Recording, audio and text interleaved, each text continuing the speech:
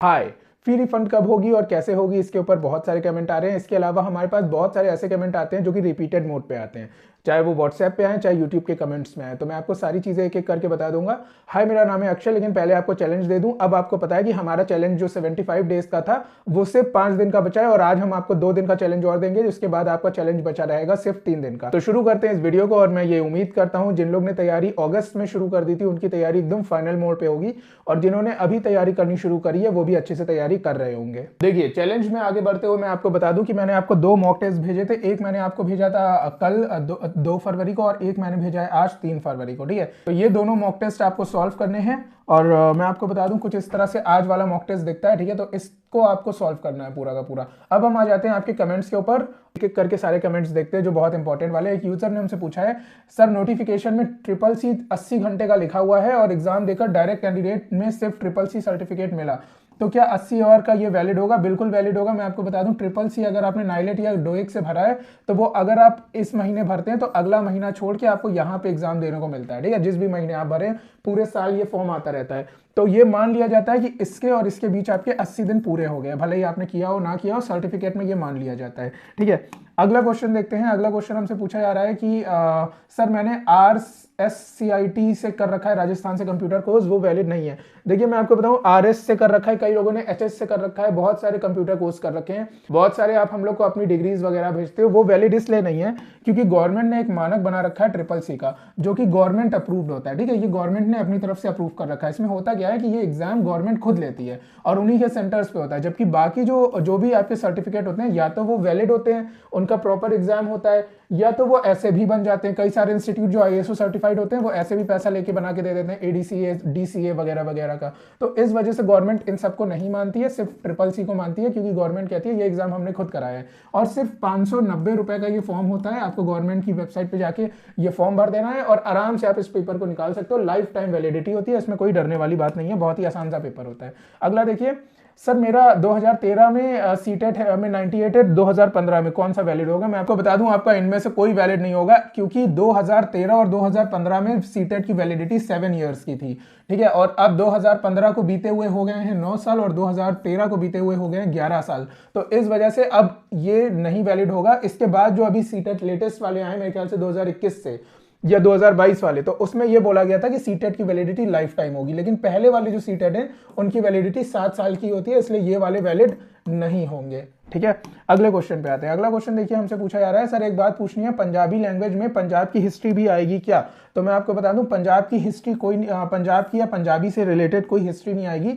पंजाबी से रिलेटेड सिर्फ grammatical question पूछे जाएंगे, ग्रामेटिकल क्वेश्चन पूछे जाएंगे, विलोम वगैरह वगैरह जो भी पंजाबी में होते हैं। जैसे आपका हिंदी लैंग्वेज इंग्लिश लैंग्वेज में होता है, वैसे ही पंजाबी ग्रामर से क्वेश्चन पूछे जाएंगे 10 नंबर के। नेक्स्ट क्वेश्चन पूछा गया है, चंडीगढ़ JBT में जिन लोगों ने DED से फॉर्म भरा है, सेमेस्टर का रिजल्ट नहीं आया है लास्ट सेमेस्टर का, तो मैं आपको बता दूं, आपका अगर फाइनल रिजल्ट नहीं है तो आप इस फॉर्म को नहीं भर सकते हैं, क्योंकि फॉर्म में पूरी तरह से सीटेट और DLED और ग्रेजुएशन पूरी तरह से फाइनल और कंप्लीट मांगा गया है। आपका रिजल्ट आ चुका होना चाहिए 19 फरवरी से पहले, और आपके पास सारे मार्क्स, सारे डिटेल, सारी चीजें होनी चाहिए। लास्ट में हम आ जाते हैं फी रिफंड पे। मैं आपको बता दूं, फी रिफंड से रिलेटेड हमें बहुत सारे क्वेश्चन आ रहे हैं। ये क्लिप अगर हो सके तो गवर्नमेंट को भी शेयर करिएगा। आप अगर गवर्नमेंट को शेयर करेंगे तो उसमें आप ही का फायदा होगा। देखिए, फी रिफंड से मैं आपको बताना चाहूंगा, गवर्नमेंट से पहले तो रिक्वेस्ट करना चाहूंगा कि अभी तक अगर आपने फी नहीं रिफंड करी है, जो भी कैंडिडेट्स थे जिन्होंने 1000 और 500 रुपए पहले वाले फॉर्म के भरे थे जो 2023 में आए थे, ठीक है, ये फी रिफंड होनी है। तो गवर्नमेंट ने ऐसा बोला है कि जिस अकाउंट से आपने पेमेंट करी थी उस अकाउंट में हम इस अमाउंट को रिफंड कर देंगे। लेकिन हमने वीडियो बनाए, गवर्नमेंट को टैग करा, तो शायद अब गवर्नमेंट ये सोच रही है, और अगर नहीं सोच रही है तो मैं रिक्वेस्ट करना चाहूंगा कि गवर्नमेंट ये सोचे कि ये जो फॉर्म है इसके लिए एक रिफंड फॉर्म भरवाया जाए। रिफंड फॉर्म, इस अमाउंट के लिए एक रिफंड फॉर्म बनाया जाए फी का, और ये पूछा जाए कि आपका roll number, date of birth वगैरह वगैरह क्या डिटेल है, और उसके बाद आप किस अकाउंट में पेमेंट चाहते हैं। क्योंकि बहुत सारे स्टूडेंट हैं जिन्होंने इस पेमेंट को करवाया है किसी साइबर कैफे से, किसी दोस्त से, किसी और से, तो जानते हैं इसमें बहुत बड़ी दिक्कत हो जाएगी। मेरे हिसाब से गवर्नमेंट ने हमारे पुराने वाले शायद वीडियो देखे हों और इस वजह से गवर्नमेंट इस समय तक फी को रिफंड नहीं कर रही है, क्योंकि गवर्नमेंट ने कहा था हम फी रिफंड कर देंगे।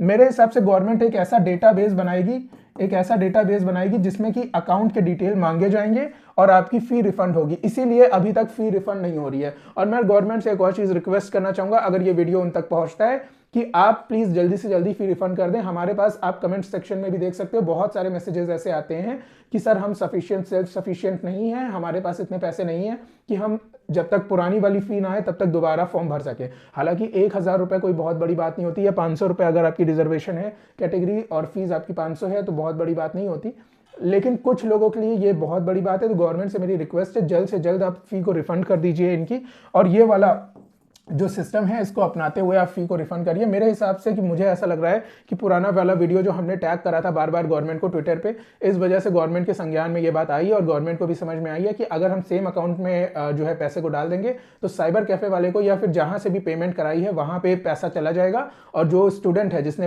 एक्चुअल में पैसे दिए हैं उस तक ये पैसा नहीं पहुंचेगा।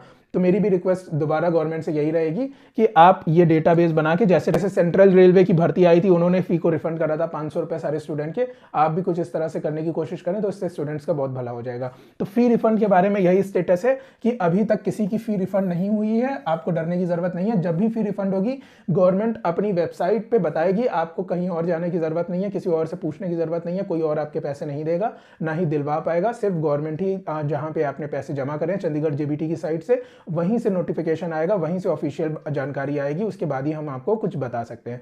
तो उम्मीद करते हैं जल्द से जल्द इस प्रोसेस का कुछ फाइनल होगा। और बाकी आप हमारे नोट्स और सब्जेक्ट से तैयारी करते रहो। देखो भाई, नाक ना कटवाना, किसी भी तरह जो है पेपर को निकाल लेना। जितने लोग भी हमारे साथ तैयारी कर रहे हैं और जो लोग अभी तक तैयारी नहीं कर रहे हैं, तो क्या मतलब, क्यों, कब तैयारी करोगे? अगले जन्म में तैयारी करोगे या 1105 वैकेंसीज का वेट कर रहे हो?